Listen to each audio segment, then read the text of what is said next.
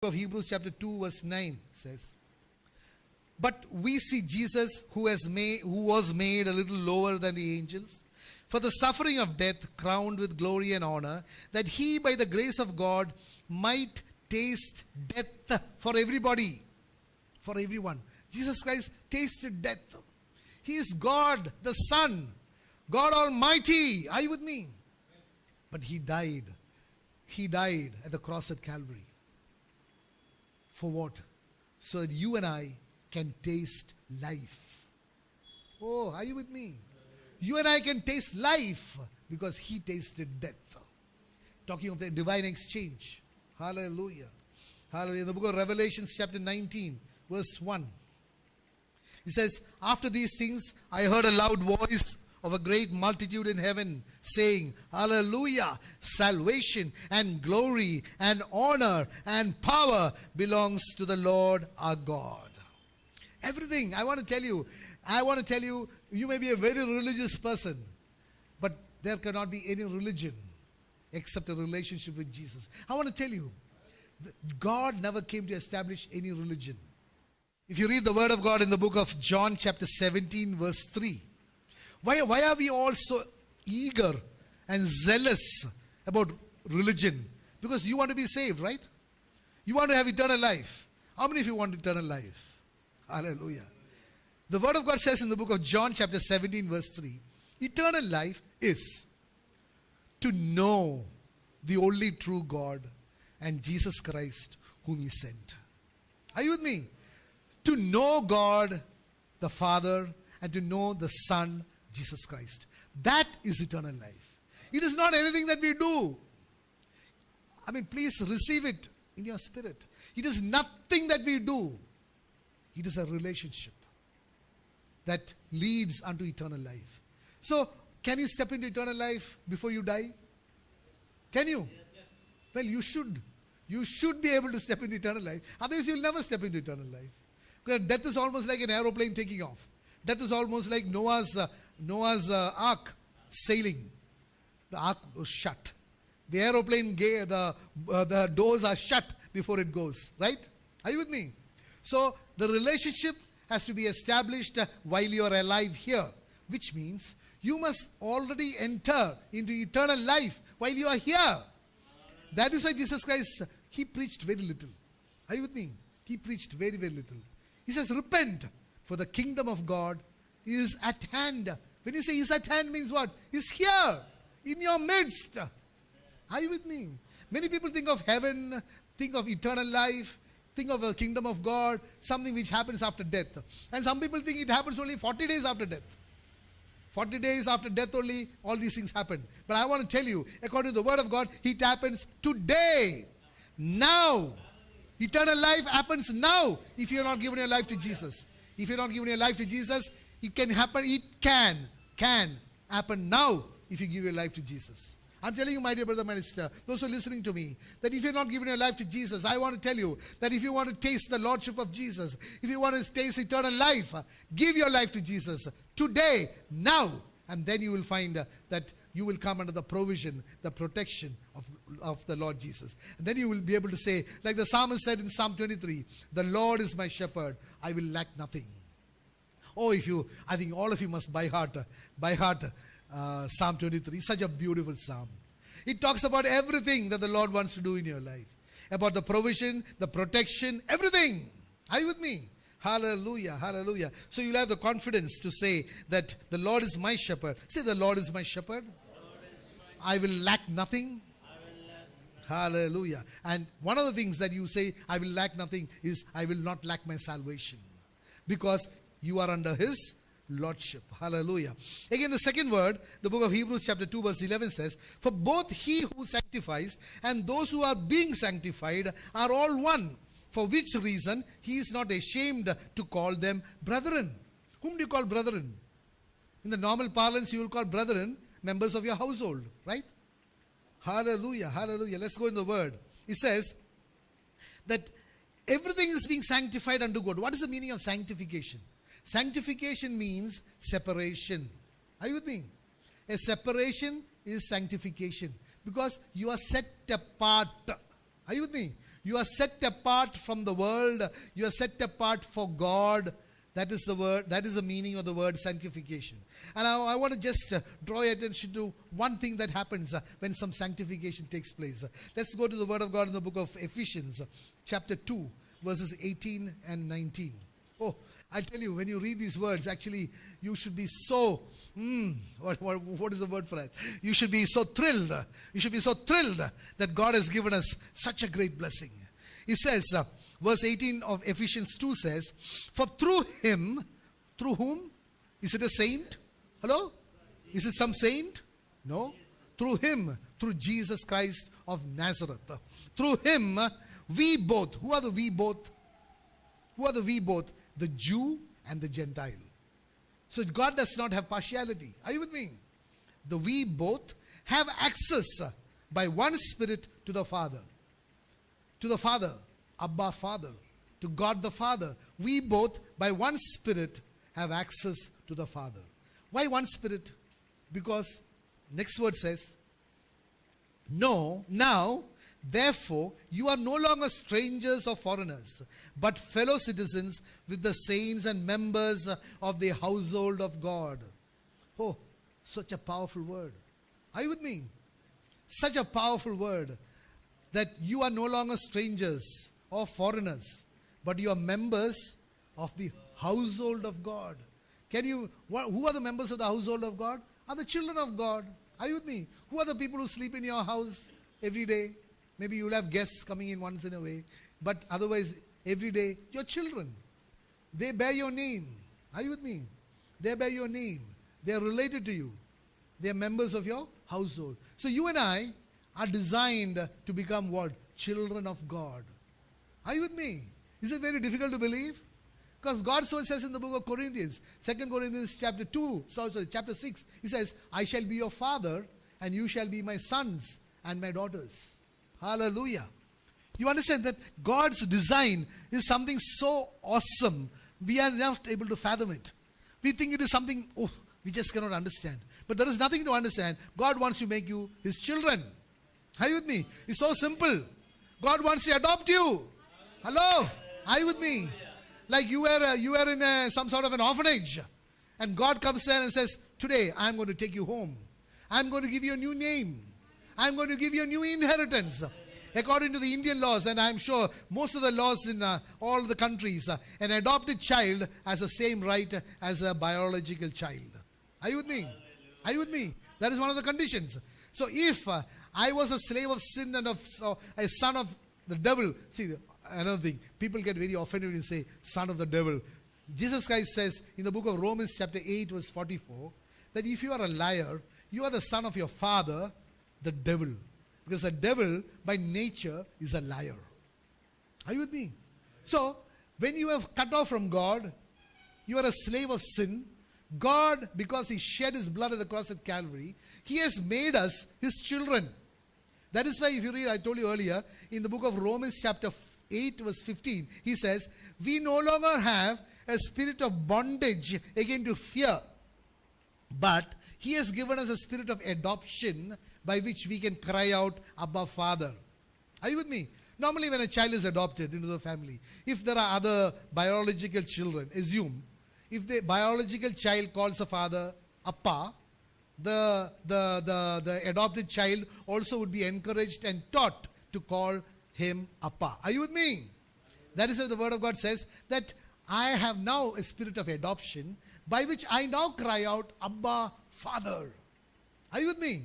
So this privilege is given to us because Jesus Christ died at the cross at Calvary. So you and I are children of God. Say I'm a son of God. Say I'm a daughter of God.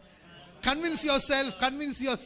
Because often you have to speak to yourself, Often you speak to yourself so that faith comes by hearing. Faith comes by hearing. You have to say, I am a son of God. Therefore I shall overcome. I'm a son of God. My Father is with me. So who can come against me? I am a son of God. Therefore, I will not be put to shame. Hello? Are you with me? Because every word of God is the right of a son of God.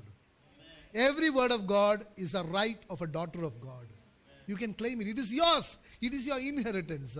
Because I want to tell you, If you read the book of Galatians chapter 3 verse 13 and 14, it says that Jesus Christ was hung on a tree, and that was a curse because he took our curses on himself so that you and I can appropriate the blessings of Abraham.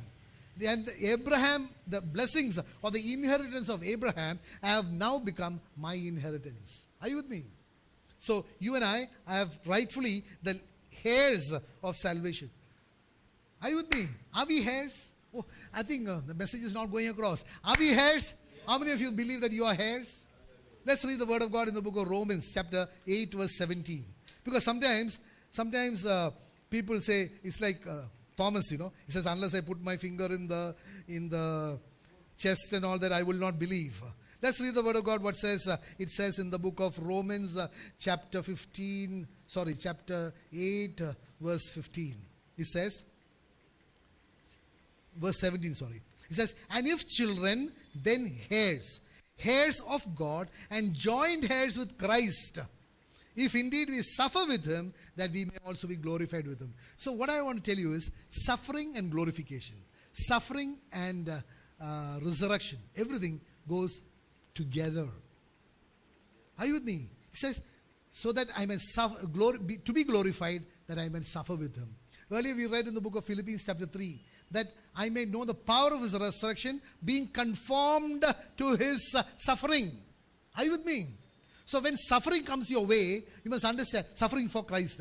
Suffering not for stealing something and someone does something to you. No, suffering for Christ, then there is a promotion that is coming. A greater intimate relationship with God that is definitely on the way. Hallelujah. So again, sanctification means making one purer, holier, making one consecrated and separated for God. That is the word. That is the meaning of the word sanctification. And he says, again, because he became one just like us, the design and the plan of God is that, whatever relationship Jesus had with the Father, he wants to have the same relationship with you, because we are now members of the household of God. Let's go into the word. The book of John chapter 17. The book of John chapter 17. I want to tell you, my dear brother, my sisters, sometimes religion does not allow us to understand all these things. Religion wants to keep the believer away from God. Are you with me? Religion wants to be the intercessor, the mediator. And if you look at the old covenant, the priest, who is the mediator. Today I want to tell you, the veil has been torn from top to bottom.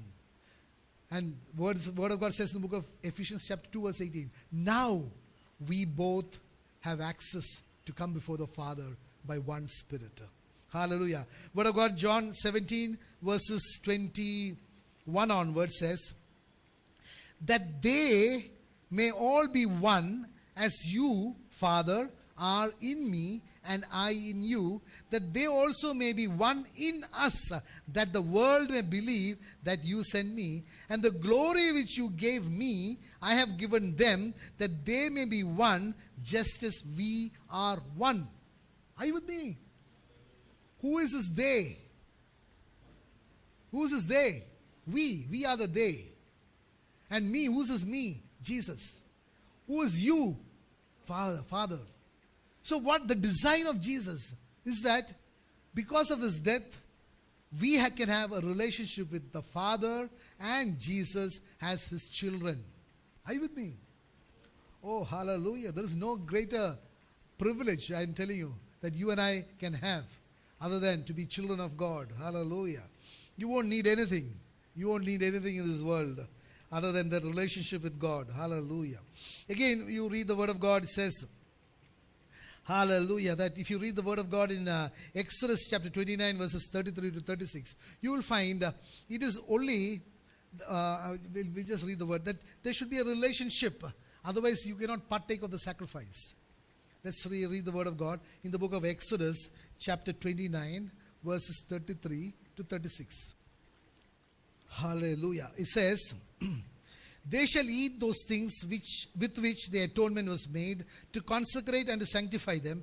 But an outsider shall not eat them, because they are holy. Are you with me?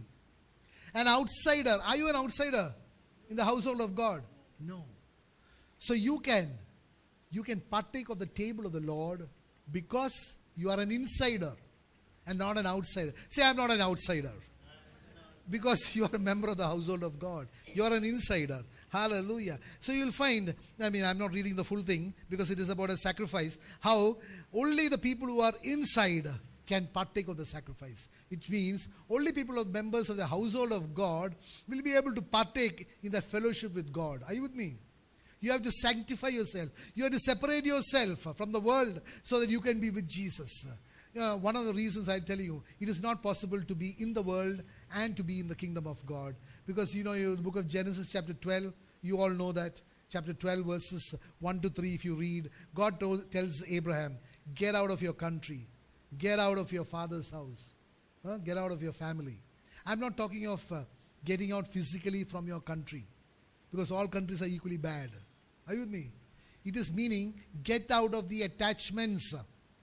Get out of the attachments to the world. Have your priorities set right.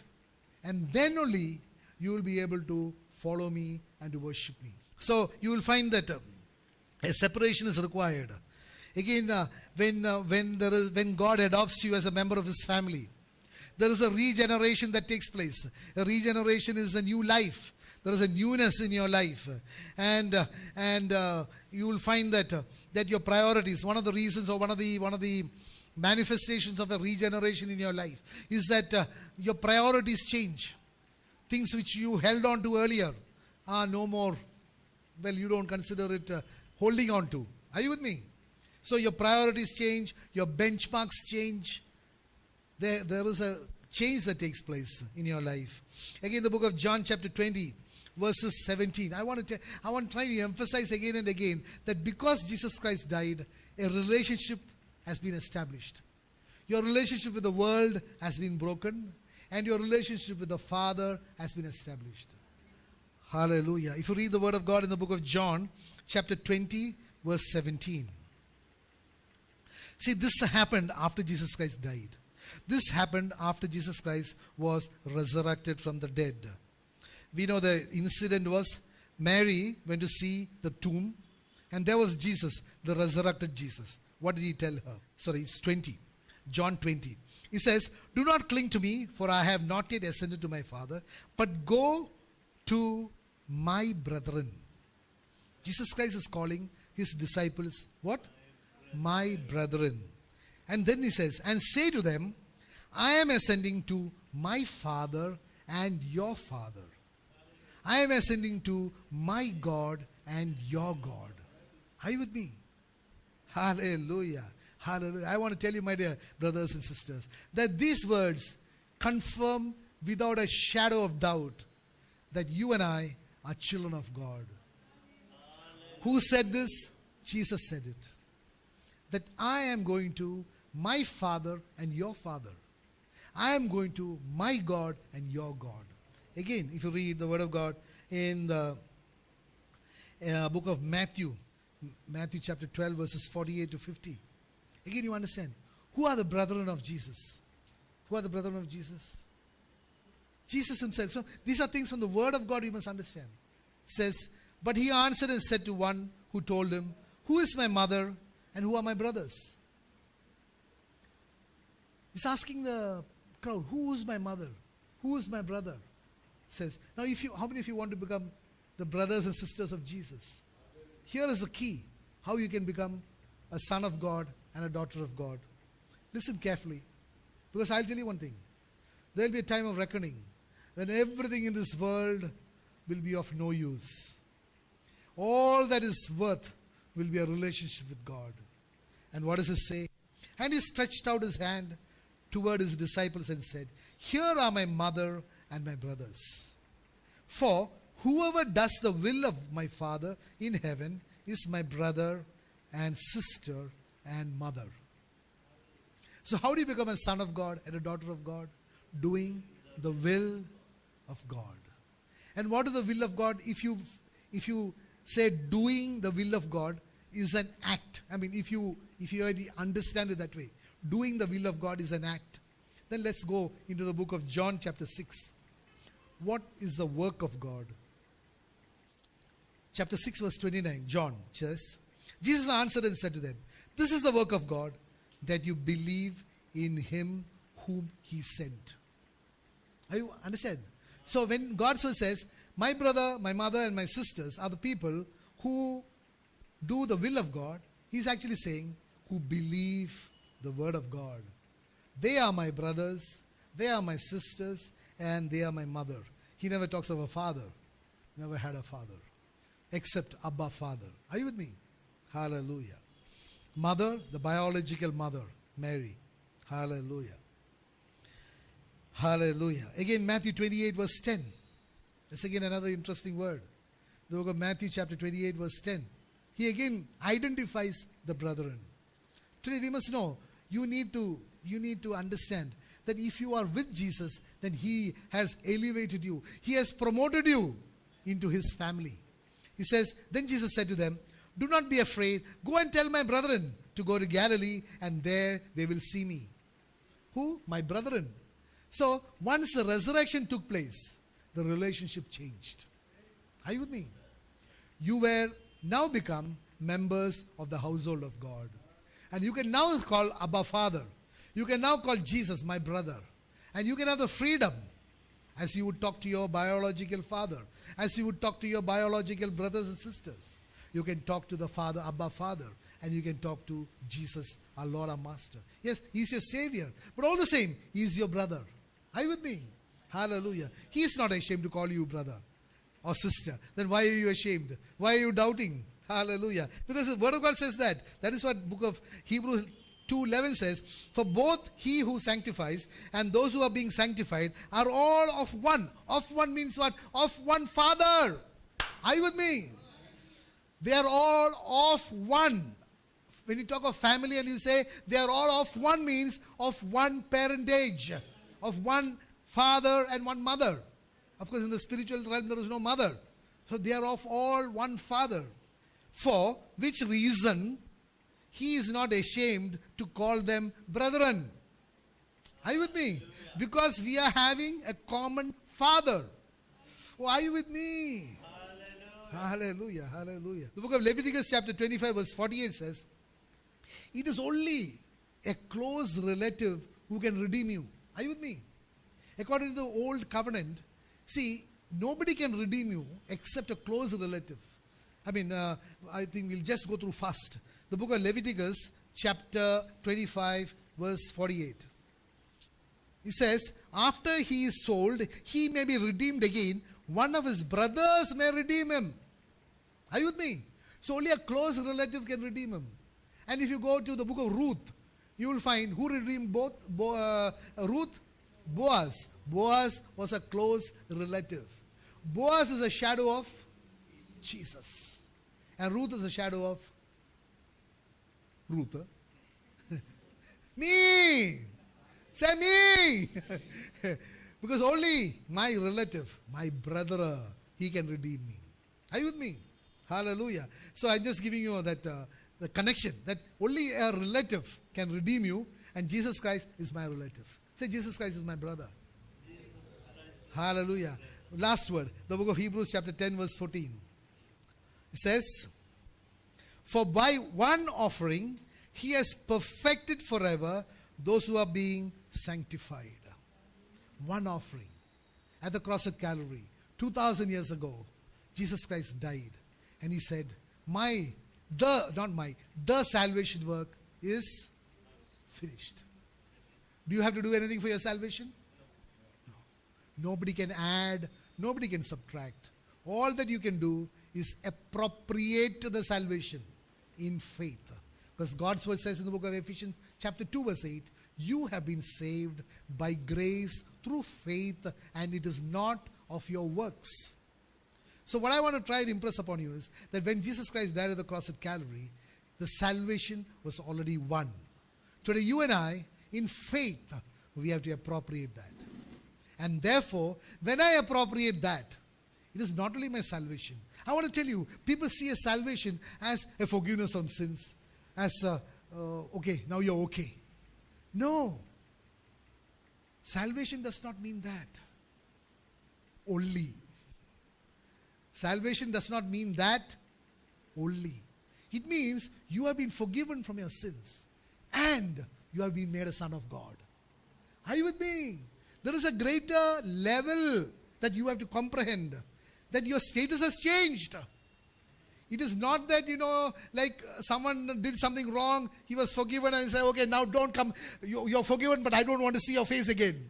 Hello, you tell many people that, no? You are gracious enough to forgive him. Tell, okay, you did this to me, but I don't want to see you again. Right? But God says, you are forgiven, and I want to make you my son. I want to make you my daughter. Oh, none of you have got a... My dear brother, I want to tell you, if you can really receive this word in faith, your life will be changed. You will have no reason to worry, because you know that my Father is Abba Father. My brother is Jesus. Then you will be able to understand what it means. And to him who is able to do exceedingly abundantly, much more than I can ask or think, according to the power that works in me. You will be able to understand the word which says, the hope that I have does not disappoint me because of the love of God which has been poured out into my heart by the Spirit of the living God. Hallelujah. Every word will become alive. Every word will become alive in your life. And then, as the word says in John 1:14, the word became flesh and dwelt amongst us. And we beheld the glory of the word, the glory of the only begotten of the Father, full of grace and full of truth. Just have to believe God's word. Book of John chapter 11 says, God is telling everybody, He's telling you, if only you would believe, you would see the glory of God. Actually, I think I should add the correct word. Did I not tell you? That's the correct word. Did I not tell you? If only you would believe, you would see the glory of God. So I want to tell you, my dear brother, my sister, every word that God spoke to you today, words which are spirit and life, if only you would believe that, you would see the glory of God in your life. You will go not as a person who came into this hall. You will, or rather, my dear brother, my sister, you will not be the same person again. There will be a change in you because you now have the understanding and the confidence and the knowledge that you are no longer a person who has to fear. Because God's word says, I have not given you a spirit of fear, but I have given you a spirit of what? Power, a spirit of love, and a spirit of sound mind. You will know that there is a transformation that took place. Hallelujah. You will go with, hallelujah, you will go with a renewed confidence in your God. Hallelujah.